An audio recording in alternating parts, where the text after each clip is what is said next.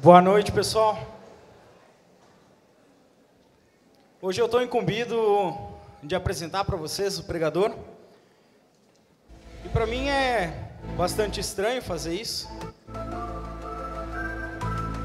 Até porque o nome dele é Marciano.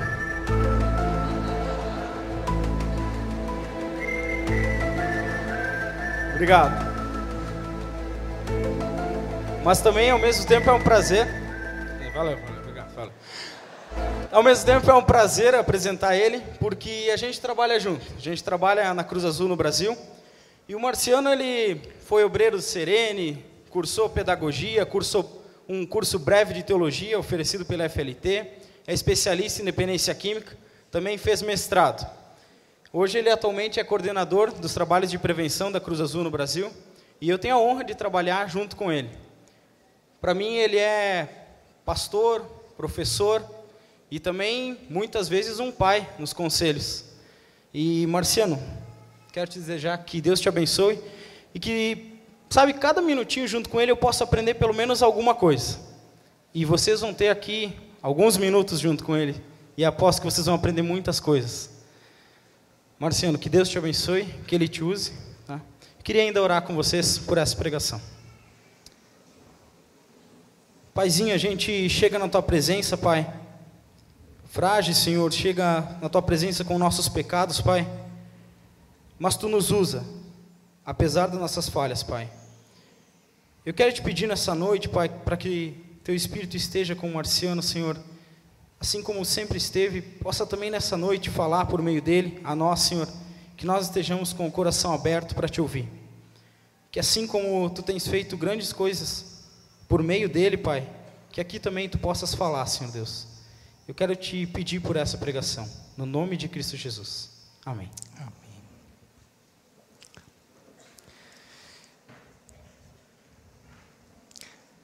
Boa noite.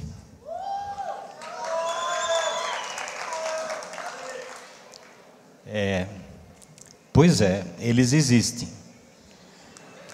Se alguém tinha dúvida, né, se existe ou não precisa mais ter dúvida. E esse Marciano aqui, ele então é casado com a Marilei. Ela não pôde estar aqui, mas ela deve estar assistindo online. É chique, né? Agora dá para acompanhar. Então, Marilei, te amo.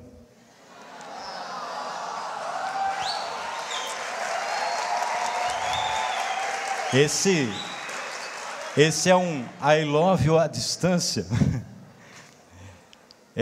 Nós temos 2 filhos. O Jonathan está aqui no meio da gente também, casado já. E não por acaso o Jonathan tem o nome Jonathan. E temos o filho também, o David, que também está aqui. O David tem 17 anos e não por acaso ele tem o nome David. Nós demos os nomes dos nossos filhos de Jonatas e Davi, por causa da história de Davi e de Jonatas e dessa amizade que eles tinham. E nós vamos falar sobre Davi hoje à noite. E o Davi está namorando. O Davi tem 17 anos, está namorando. A gente foi fazer como eu trabalho na Cruz Azul, a gente faz vários eventos por ser uma instituição interdenominacional, eventos em outras igrejas, e a gente foi fazer um culto na Bola de Neve, e eles foram fazer o louvor, e eu pensei que eles iam só fazer o louvor, mas o David ficou de olho na filha do pastor, e ela está aí também. Então, o Jonathan e o David então são nossos filhos. Eu sou casado há 23 anos com a mesma mulher.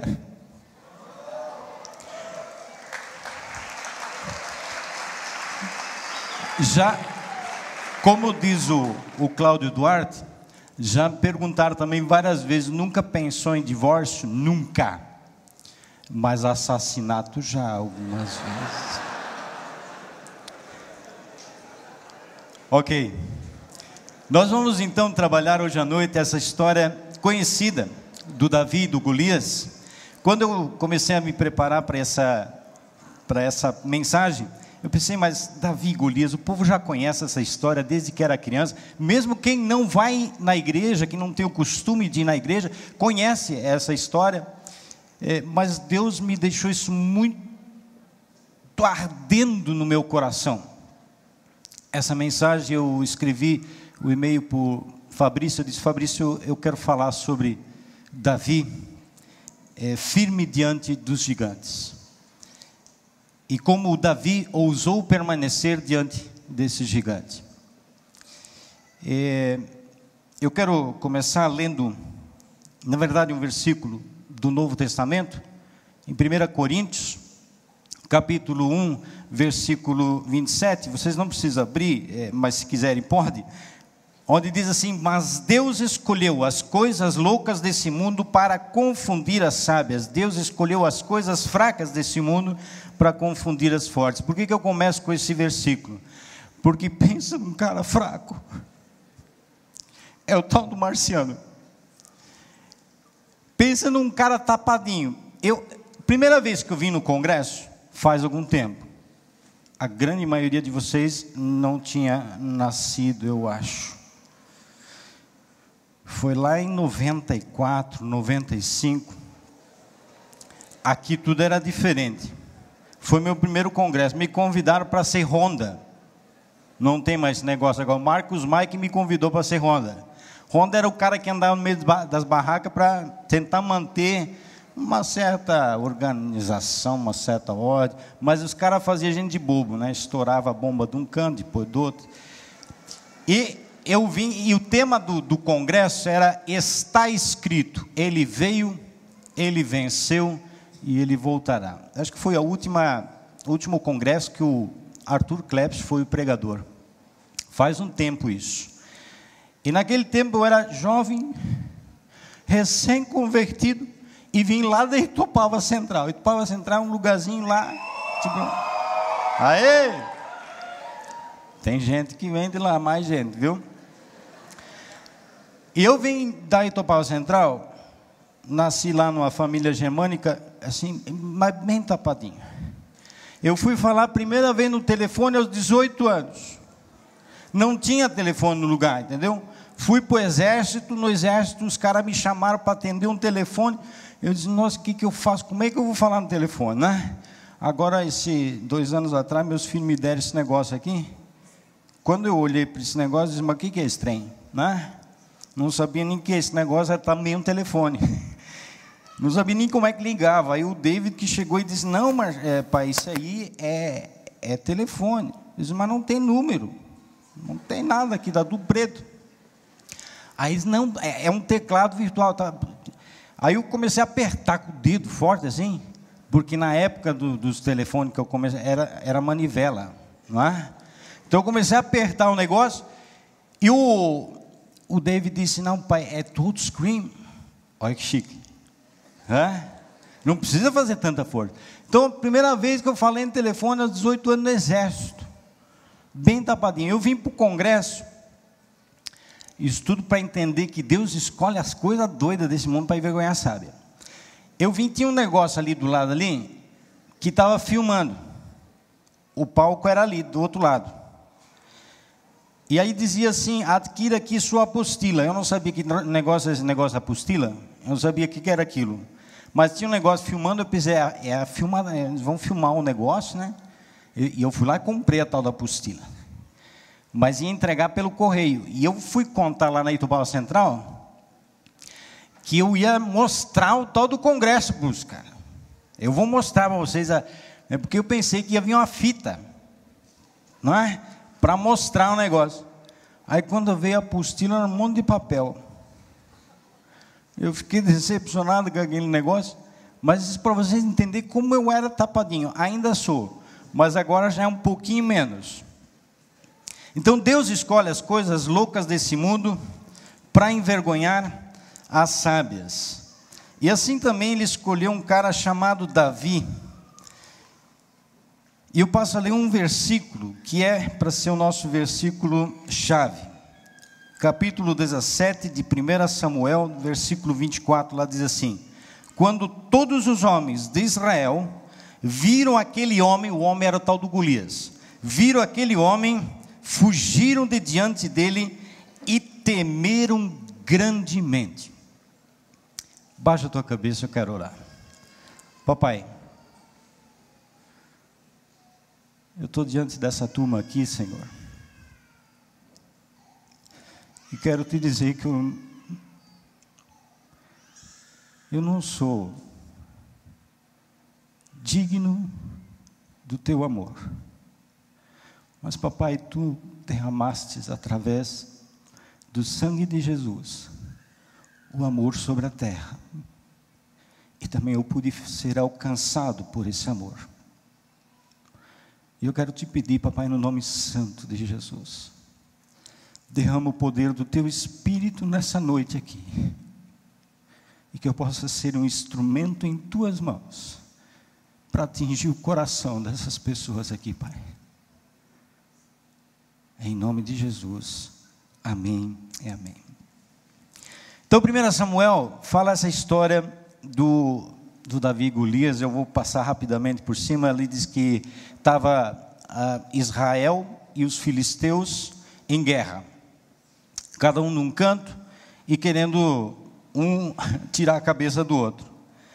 Aconteceu que chega um cara grandão, mas pensa num cara grande, e chegou desafiando a turma lá, o pessoal de Israel, dizia: oh, tem homem aí?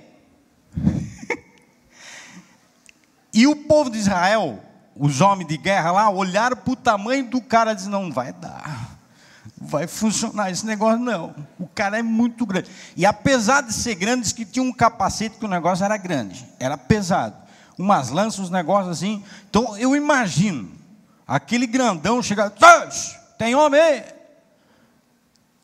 E diz que o povo ficava na segunda, dizia: não vai dar certo esse fight aí, né?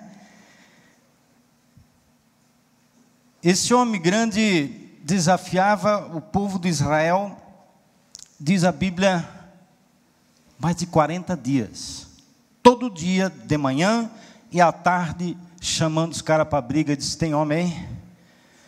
Até que chegou um dia, diz que o Davi, agora escuta só, Davi é um cara interessante. Davi, diz alguns historiadores, que nessa época Davi devia ser adolescente, 17 anos, alguma coisa assim. Agora adolescentezinho, escuta aqui, dá uma olhada para o Davi, para a adolescência desse cara. O cara tinha vários empregos, rapaz, adolescente.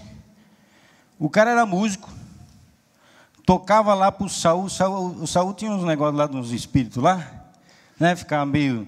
Aí diz que quando Davi tocava a harpa, o espírito ficava acalmado, né? E contratou o Davi para tocar a harpa para ele.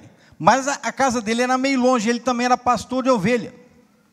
Então ele ficava fazendo essa viagem, de um canto para o outro, cuidava das ovelhas, aí ia lá, tocava para o Saul. 2 empregos. Além dos 2 empregos, disse que tinha mais um, porque ele era mensageiro também. O pai chegou para o Davi e disse: Davi, o negócio é o seguinte, tem os teus 3 irmãos, e os teus 3 irmãos, eles estão lá na guerra, lá, estão na briga. Tu leva um sucrilho para os caras lá. Eu não sei se era sucrilho, mas disse que era uns negócios torrados, umas sementes, uns negócios lá, né? Leva lá para o cara fazer uns mingau lá, uns negócios lá, né? Então aquele agradozinho de pai. Então era músico, ele era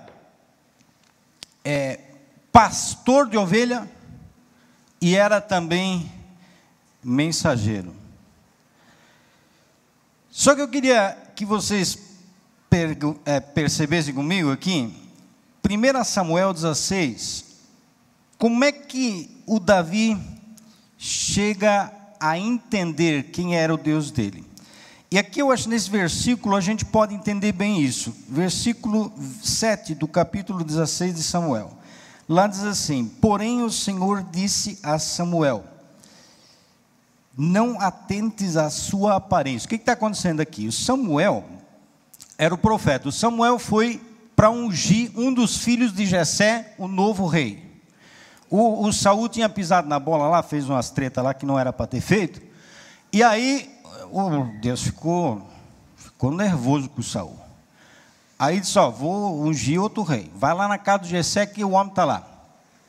E o Samuel foi lá para ungir o novo rei. Quando chega lá na casa do tal do Jessé, lá que está esse versículo, diz ali, porém o Senhor disse a Samuel, não atentes para a aparência nem para a sua altura, pois eu o rejeitei. O Senhor não vê como vê os homens. O homem olha para o que está diante dos seus olhos, porém, o Senhor olha o coração. O que acontece? Ele viu o primeiro filho de Jessé, o tal do Eliabe. E o Eliabe era o primogênito. O cara diz a Bíblia também que era bonitão, é bombadão. Quando Samuel viu o Eliabe, ele disse, o cara, está aí o homem que Deus vai ungir como rei.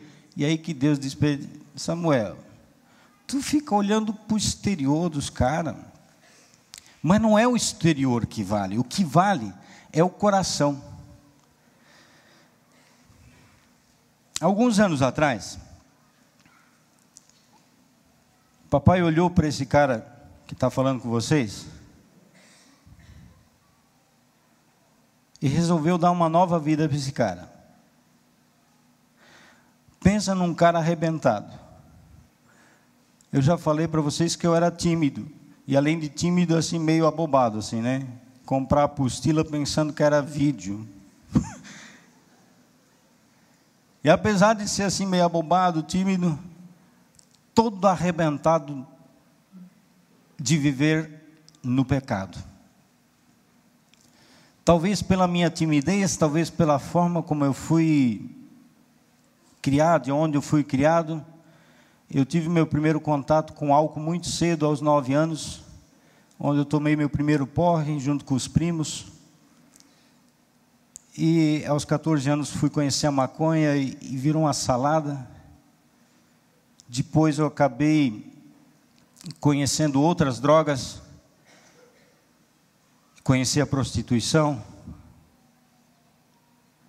E eu conto isso aqui com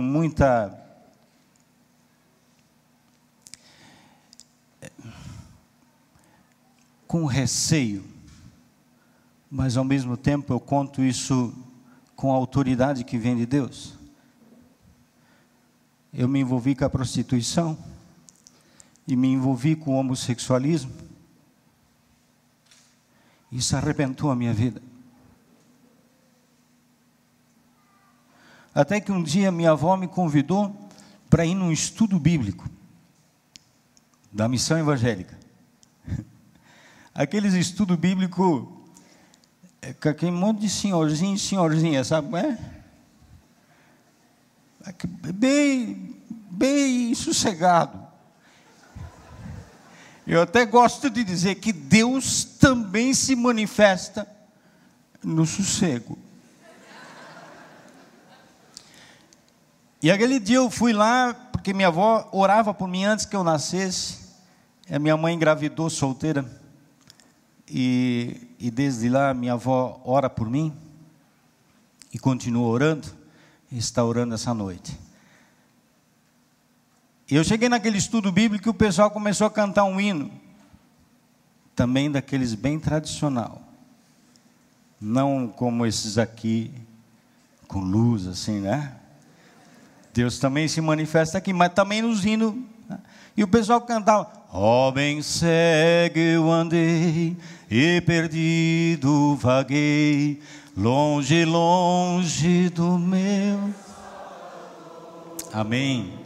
Ouvindo esse hino foi o que Deus usou para falar comigo. E eu comecei a perceber como eu estava longe de Deus. E ouvindo o hino, eu e a minha esposa comecei a chorar lá na Itopava Central. Na missão evangélica.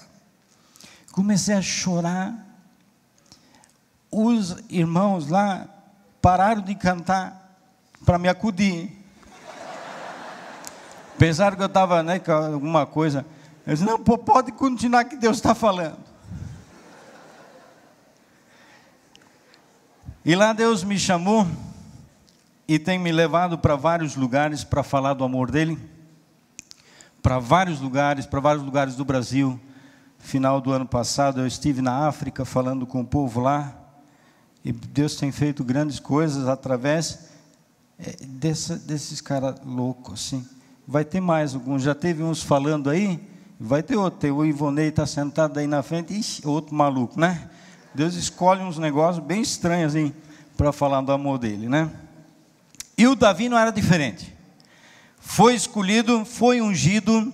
Já ungido, ele não deixa isso subir a cabeça, ele continua humilde, fazendo o trabalho dele de pastor, fazendo o trabalho dele de mensageiro e de músico.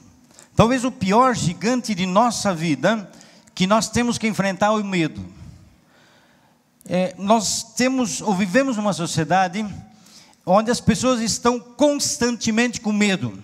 Medo de ser abandonado, medo de achar que os pais não amam, medo de ter sido abandonado ou de ser abandonado pelos pais, ou pela namorada, ou pela esposa, ou pelo esposo. Medo de achar que eu sou muito feio, eu não vou conseguir arrumar namorado, namorada. Medo de ser muito gordo ou muito magro, então eu vejo pessoas fazendo dieta para emagrecer, outros tomando bomba para, né? E é um negócio doido, o pessoal sempre com medo. Esse medo que talvez o Davi também tinha, por outro lado, o Davi sabia quem era o Deus dele. E é isso que eu queria que vocês entendessem. Nós podemos até ter medo, mas se nós sabermos quem é o nosso Deus, aí... Então Davi, um homem que sabia quem era o seu Deus. Ele, primeira coisa, ele foi escolhido entre 7 irmãos como o mais frágil, segundo a visão dos homens. 1 Samuel, que eu acabei de ler. 1 Samuel 16, 6 e 7. Era o mais fraquinho. Tanto é que, quando Samuel chega lá na casa de Jessé, ele diz, quem é os caras? Aí o pai já começa a apresentar o primeiro, mais forte, grandão, primogênito. Ele olhou, Deus disse aquele negócio para ele, não é esse cara aí, ele é grande e tal, mas não é ele. E aí vai chamando os outros. Mas quantos filhos tu tem? Não, tem 7 aí, peraí, tem mais. E vai chamando. Aí quando chegou os 7... Deus disse, não é nenhum desses aí. Aí Samuel chega para o Jessé e diz, escuta, acabou os filhos? Não, na verdade, tem mais um. Mas ele está cuidando das ovelhas, aí, não sei se é um bom negócio. Meio pequenininho ele, meio esquisitinho. Vamos ver o cara, né? Aí foram lá chamar ele, quando Samuel bota o olho nele, Deus diz, é esse aí, pode ungir, esse é o homem. Segunda coisa, ele tinha tido experiência íntima com Deus, o que levou a ter coragem, mas não coragem na sua força, e sim na força de Deus. Davi tinha tido algumas experiências com Deus. Por exemplo, ele estava cuidando lá das ovelhinhas do papai. Aí chega o leão. E diz o texto bíblico que o leão catou a ovelha e o Davi olhou para o leão e disse, espera aí, a ovelha do papai pode botar a mão não. E nem a boca. E diz o texto bíblico que ele foi lá e arrancou a ovelha da boca do leão. Como é que ele fez isso? Eu não sei. Tem uns negócios que um dia eu quero chegar para Deus e dizer, Deus, volta a fita aí. Não, o DVD, não, agora nem é DVD, agora é só, né? Volta o vídeo. Volta o vídeo aí para eu dar uma olhada como é que foi esse negócio com o Davi e o leão lá. Porque diz a Bíblia que ele já estava na boca do leão e... vem cá. e torceu a cabeça do leão, aí veio o urso. Não bastasse leão, veio o urso. E o urso chegou e disse, não, peraí, não. As ovelhas do papai, não. Matou o urso também. Até se tinha o pessoal de defesa dos animais lá naquela época, ia dar problema para o Davi, eu acho. Não é? Matou dois. E ele vai contando essa história, diz, chega lá na frente da batalha lá, porque aí ele foi levar a mensagem lá para os irmãos lá, a mensagem e o sucrilho. Aí quando chega lá com o sucrilho, ele entrega lá para o cara que era o chefe lá do negócio lá, que cuidava daquele negócio lá, da guerra, e diz, o que está acontecendo aí? 40 dias já o homem estava, tem homem aí? E aí o Davi chega bem naquela hora, 40 dias já tinha passado, ele chegou lá. E diz, o que esse cara aí está falando aí? O que esse incircunciso está falando aí? Está querendo briga, né? E o irmão escuta o Davi falando aquilo, o que tu veio fazer aqui, rapaz? Isso aqui é negócio de gente grande? Cala a boca aí. Ele disse, não, peraí, não é assim. O cara veio desafiar o povo de Israel, e aí o Davi vai falar com o outro lá, com outro coleguinha dele. Diz, o que está acontecendo aí? Diz, não, o negócio é o seguinte, o cara está desafiando, mas tem um negócio. O rei Saul disse que quem conseguir derrubar o cara, não paga mais imposto e ainda vai poder ficar com a filha. E Davi disse, opa, peraí, eu conheço a menina. Esse negócio pode ficar bom. E ele se empolgou, não sei se era por isso, acho que não. Mas ele disse, não é assim. Esse cara aí não pode fazer isso. Aí levaram a notícia para o Saul. Saul, o Davi aí que toca a harpa para ti, o negócio é o seguinte, o cara está querendo brigar com o grandão lá. E o Saul disse, o negócio vai dar zebra, o piá é menor de idade. Se o Conselho Tutelar e a Promotoria da Justiça da Vara da Infância descobre esse negócio, vai dar zebra. Não vai funcionar esse negócio. Chama esse cara, deixa eu falar com ele. O Davi chega, diz, o homem está desafiando lá, não pode fazer isso. O senhor é rei, o senhor pode me autorizar, eu vou lá dar uma surra nele. E o Saul disse, mas Davi, deixa eu contar um negócio para ti, vem cá. O cara é grande, e tu é pequenininho. E aí o Davi conta toda a história novamente dos leões lá, do leão, do urso, todo aquele negócio. Diz, eu vou lá, eu vou quebrar o cara. E Saul viu que não tinha jeito. Ele diz, então vai na paz. Tomara que o Conselho Tutelar não esteja lá. Davi foi lá, mas agora tem um outro detalhe que eu queria que vocês prestassem atenção. O Davi já era um cara trabalhador, tinha vários empregos, adolescente, e o cara era estratégico, ele era alguém que planejava. Ele chegou lá e disse, agora é o seguinte, agora se prepara porque o bicho vai pegar. Só tem um negócio, ele passou no rio, catou umas pedras, catou 5 pedras, mano. Veio o seguinte, ele podia ter catado uma pedra só que o cara era estratégico, mano.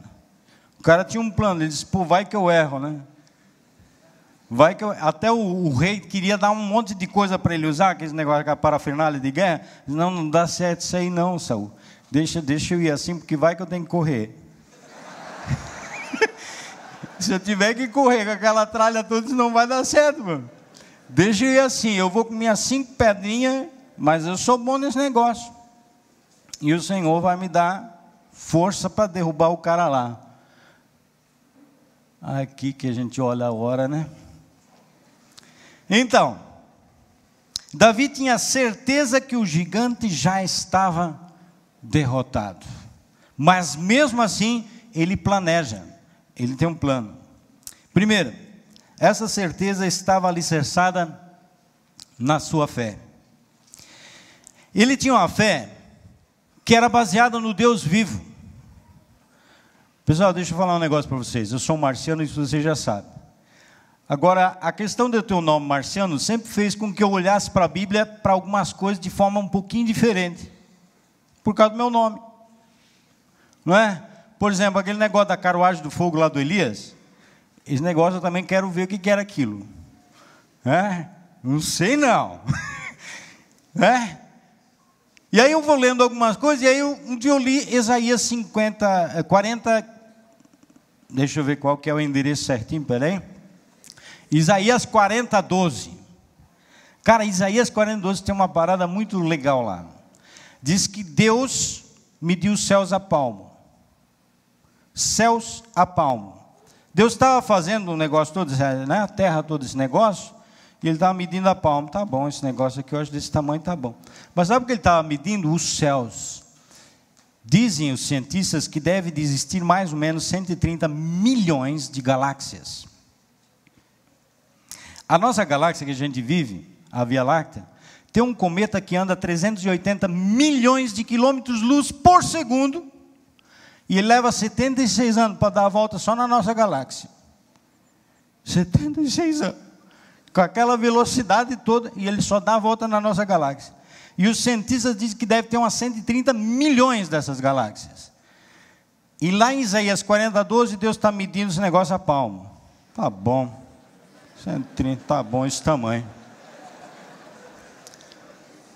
Esse é o Deus que o Davi acreditava. Eu pergunto para você, que Deus que você crê? Porque quando a gente fala de fé, é delicado isso. Porque fé a gente pode ter até uma coisinha que a gente bota na carteira da gente, né? Alguma imagem, alguma figa, e o cara tem uma fé doida por aquele negócio. A questão é, aonde a sua fé está alicerçada? E a fé do Davi estava alicerçada nesse Deus que mediu o negócio a palmo. Tem um hino que ele cantou, que ele compôs, está no hinário nosso da Melquim. Para onde irei, para onde irei? Se eu subo mais alto, lá tu está. Se eu desço mais profundo, lá tu está. Salmo 139. Pô, não tem como fugir desse Deus não. Claro, ele mediu os céus a palmo. Continua lá dizendo que ele mediu todas as águas na concha da mão.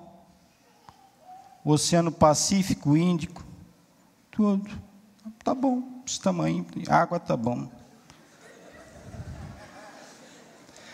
E continua, parece que é isso mesmo, parece que Deus está tirando um sarro, assim, escuta, né? Quem é que vocês acham que eu sou?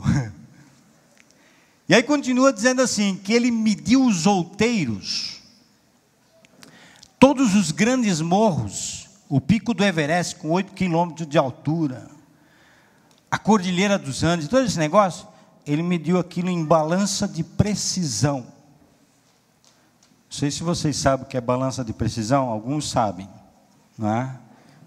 Medir coisa bem leve, não é?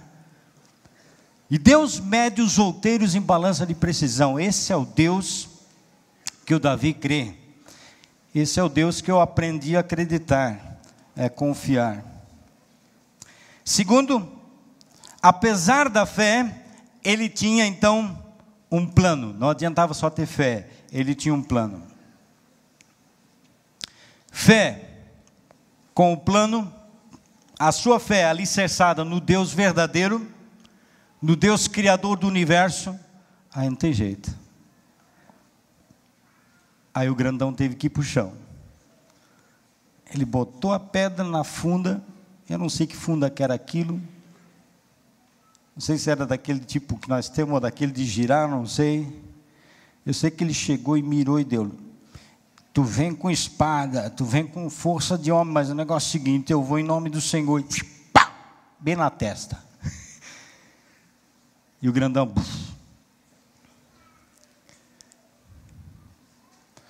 Irmãos,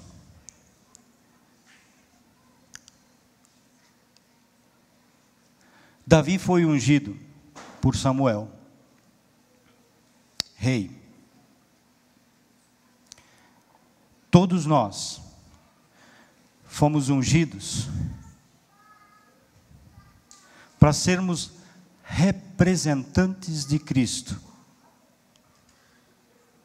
E nós não fomos ungidos com óleo, nós fomos ungidos com o sangue de Cristo. Antes de subir aqui, antes de sair da barraca onde eu estava orando, e derramando lágrimas diante do papai e dizendo: papai, me usa diante daquela turma toda lá. Quando eu saí da barraca, meus 2 filhos sentaram comigo e oraram comigo. E eu vim, sentei ali e continuei orando. E tem pessoas orando por essa noite, por esse congresso, há vários dias.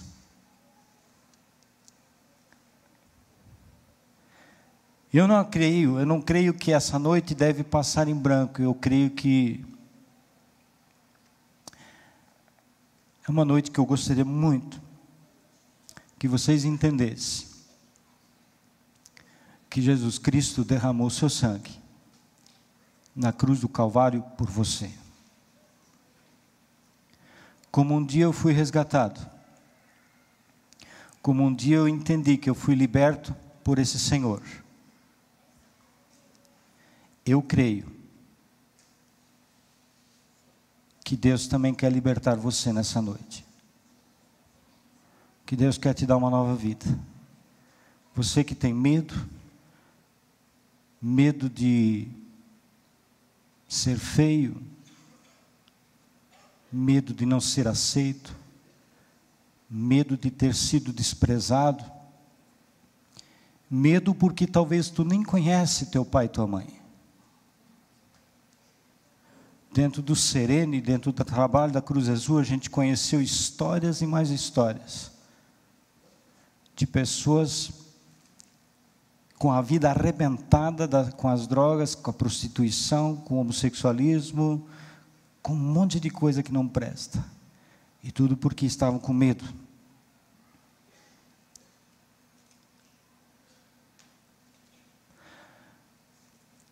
Quando Jesus estava na cruz, ele falou algumas palavras, e uma delas eu escutei uma noite, quando eu cheguei em casa do grupo de jovens que a gente liderava lá na Itopava Central, já fazem alguns anos, e quando eu chego em casa eu ligo o Fantástico, e no Fantástico estava passando uma reportagem da chacina que tinha acontecido no Vigário Geral.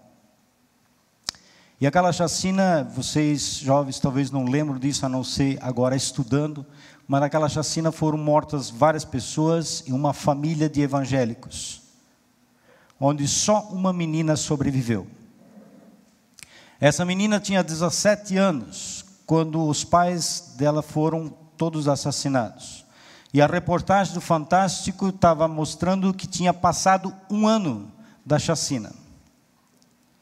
1 ano tinha se passado, eles foram lá no mesmo local, naquela casa onde aquela família tinha sido metralhada, mostravam imagens daquela cena, das paredes cheias de sangue.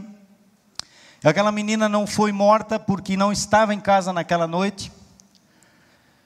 E 1 ano depois eles estavam lá filmando aquela mesma casa, e em cima da casa estava uma placa escrito Casa da Paz. Aquela casa agora era um orfanato, um lugar que acolhia crianças. Quem cuidava daquela casa? Aquela menina, que agora estava com 18 anos.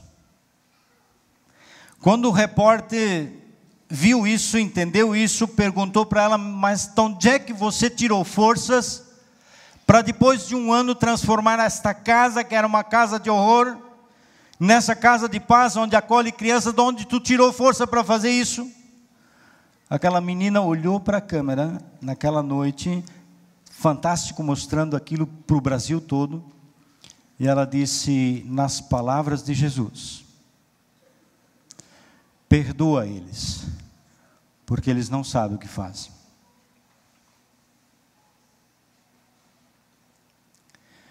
Lá na cruz, Jesus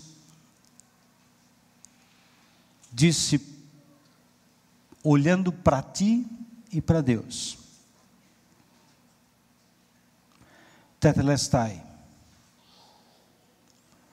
está pago, paguei o preço para que você possa ser reconciliado com meu Deus, com meu Pai. Eu queria que você baixasse a sua cabeça. Eu quero orar com vocês.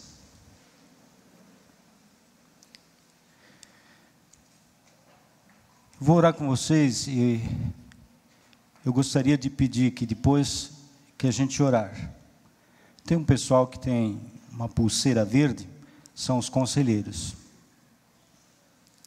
Eu queria que você achasse um conselheiro desse, e se essa mensagem falou contigo, se essa mensagem falou no teu coração, procure esse conselheiro depois, para que você possa conversar com ele, e talvez você precisa falar alguma coisa para ele.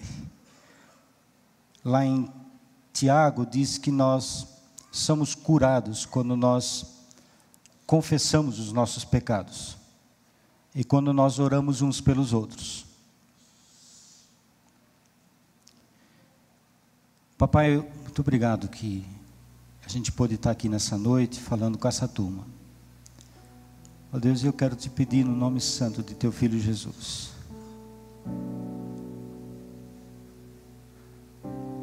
Toca no coração dessa galera aqui, Pai. Toca no coração como um dia tu falasse comigo. Como um dia tu deixasse claro para a minha vida, para a minha história, que tu me amas, que tu deu a tua vida por mim.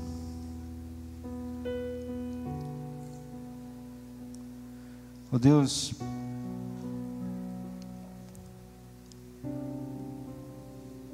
tu que és o Deus que criaste o universo. Fala no nosso ser, fala no nosso interior. Arranca de nós, Senhor, esse medo que nós temos. Permita que a gente consiga vencer os gigantes que nós temos na nossa história, na nossa vida. Talvez gigantes que nós mesmos criamos, Senhor, que nós mesmos inventamos com a nossa cabeça, que nem existe, a não ser na minha mente, porque eu os criei. Arranca, Senhor, esses gigantes, esses monstros, e permita que nós possamos ser salvos. Quero perguntar se tem alguém essa noite aqui que gostaria de começar uma nova história. Você não precisa sair do teu lugar. Apenas levanta a tua mão para que algum conselheiro possa ver e que esse conselheiro depois possa chegar perto de você e conversar contigo. Se tiver alguém que quiser começar uma nova história, levanta a mão. Amém. Amém. Deus seja louvado. Amém. Os conselheiros olhem para essas pessoas que estão erguendo as mãos, para que possam depois ir e orar com esse pessoal. Muito obrigado, Senhor. Obrigado por essa noite. Obrigado porque tu se faz presente. Obrigado porque tu escolhe as coisas loucas desse mundo para envergonhar as sábias. Amém, Senhor.